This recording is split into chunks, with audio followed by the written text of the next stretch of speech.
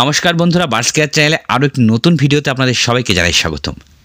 বন্ধুরা, শীতকালে টিয়া পাখির বাচ্চা যেহেতু আসে, সে তো আপনারা কিন্তু টিয়া পাখির বাচ্চা অবশ্যই বাড়িতে কিনে আনেন।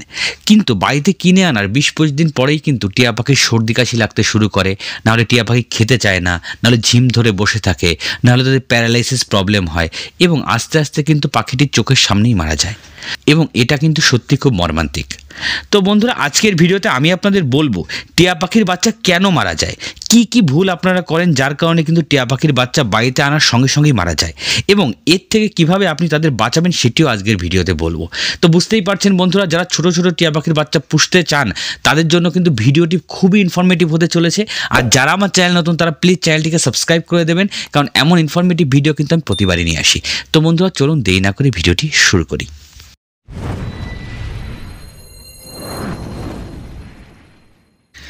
বন্ধুরা, যারা আপনারা একদম ছোটো টিয়া পাখির বাচ্চা কিনে আনেন, যাদের বয়স 10 থেকে 15 দিন বা তার থেকেও কম, তারা জেনে রাখুন টিয়া পাখির বাচ্চা কিন্তু খুবই সেন্সিটিভ এবং নরম হয়। আর এদের ঠিকমতো কেয়ার করতে না পারলে কিন্তু টিয়া পাখির বাচ্চা 100% মারা যাবে, কারণ এদের এই সময় শরীরে একদম লোম থাকে না বললেই চলে। তাই এদের যদি ঠিকমতো কেয়ার করতে না পারেন, শীত থেকে ভালো করে বাঁচাতে না পারেন, তাহলে কিন্তু টিয়া পাখির বাচ্চা অবশ্যই মারা যাবে। তো বন্ধুরা, টিয়া পাখির বাচ্চা কিনে আনার আগে আপনাকে 3টি জিনিস কিন্তু বাড়িতে অবশ্যই জোগাড় করে রাখতে হবে। প্রথমত, একটি কার্টুন বক্স বা বিস্কুটের বাক্স আপনারা জোগাড় করে রাখবেন। এগুলো কিন্তু সমস্ত জায়গায় পাওয়া যায়। তো এগুলো একটা নিয়ে আসবেন এবং কিছু খড় বা কাঠের গুঁড়ো কিন্তু আপনারা জোগাড় করবেন। এই বিস্কুটের বাক্সর নিচে খড় বা কাঠের গুঁড়োটি কিন্তু বিছিয়ে দেবেন। এতে কিন্তু বাচ্চার ঘরটা কিন্তু খুব নরম হবে এবং গরমও হবে।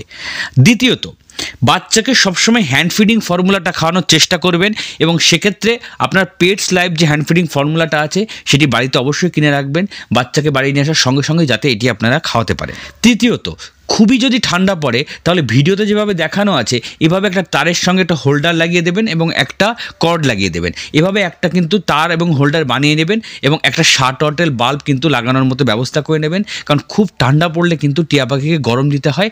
সেজন্য কিন্তু আপনারা এই সিস্টেমটা করে রাখবেন বাড়িতে। এবার বাড়িতে আনার পরে কি করবেন? প্রথমেই বাচ্চাকে বাড়িতে এনে হ্যান্ড ফিডিং ফর্মুলাটা একটু উষ্ণ গরম জলের সাথে মিশিয়ে তাদের খাওয়াবেন। তারপর এই ঠান্ডায় যে কার্টুন বক্সটি আপনি সংগ্রহ করে রেখেছেন, যার নিচে খড় বা কাঠের টুকরা দেওয়া আছে, তার মধ্যে বাচ্চাকে ছেড়ে দেবেন। এতে বাচ্চা কিন্তু একটু গরম ফিল করবে, এবং এই কার্টুন বক্সটা ঘরের সবথেকে উষ্ণ জায়গায় রাখবেন। প্রথমেই কিন্তু বাচ্চাকে খুব এক্সাইটেড হয়ে তাকে জড়িয়ে ধরা বা বেডের উপর ছেড়ে দেওয়া বা ঠান্ডা ফ্লোরের উপর ছেড়ে দেওয়া, এগুলো কিন্তু কখনোই করবেন না। এতে কিন্তু বাচ্চার ঠান্ডা সর্দি লেগে যেতে পারে। ঠান্ডা ফ্লোরে কখনোই বাচ্চাকে একদম ডাইরেক্ট হাঁটতে দেবেন না, এতে দুটি প্রবলেম হতে পারে। প্রথমত, ফ্লোর ঠান্ডা হওয়ার কারণে বাচ্চার কিন্তু সর্দি কাশি লেগে যেতে পারে। দ্বিতীয়ত, ফ্লোর খুব স্লিপারি হয়, মানে পিচ্ছল হয়। এর কারণে বাচ্চা কিন্তু পা দিয়ে সেই ফ্লোরটাকে ভালো করে গ্রিপ করতে পারবে না, ফলে হাঁটতে গিয়ে কিন্তু তার পা ভেঙে যেতে পারে, মচকে যেতে পারে। তাই ঠান্ডা ফ্লোরের উপর বাচ্চাকে কখনো ডাইরেক্ট ছাড়বেন না।